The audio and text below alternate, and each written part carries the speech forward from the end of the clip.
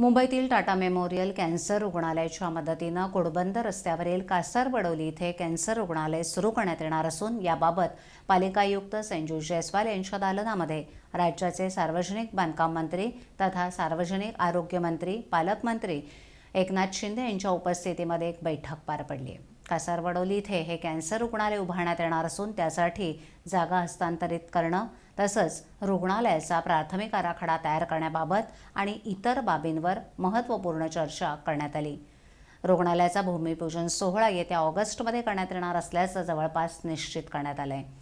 ठाण्यातील या रुग्णालयाबाबत चर्चा करण्यासाठी टाटा कॅन्सर मेमोरियल रुग्णालयाचे संचालक डॉक्टर राजेंद्र बडवे आणि संजीव सूद हेही या बैठकीला उपस्थित होते।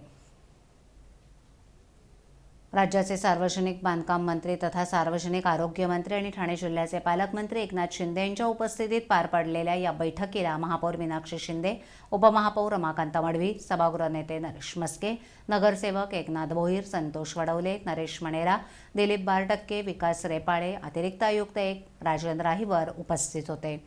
कॅन्सरचे रुग्णालय ही नागरिकांची गरज असून हे रुग्णालय मध्यवर्ती ठिकाणी उभारण्यात येत असल्यानं याचा फायदा जवळपासच्या नागरिकांना होऊ शकेल। त्यामुळे रुग्णालयास मान्यता मिळण्यास कोणताही अडथळा येणार नाही असा विश्वास यावेळी एकनाथ शिंदे यांनी व्यक्त केला। या रुग्णालयास शासनाकडून निधी उपलब्ध होईपर्यंत पालिकेतर्फे आर्थिक निधी उपलब्ध करून देणं, त्यासाठी आवश्यक ती तरतूद पालिकेतर्फे करण्यात येईल असं आयुक्तांनी नमूद केलंय।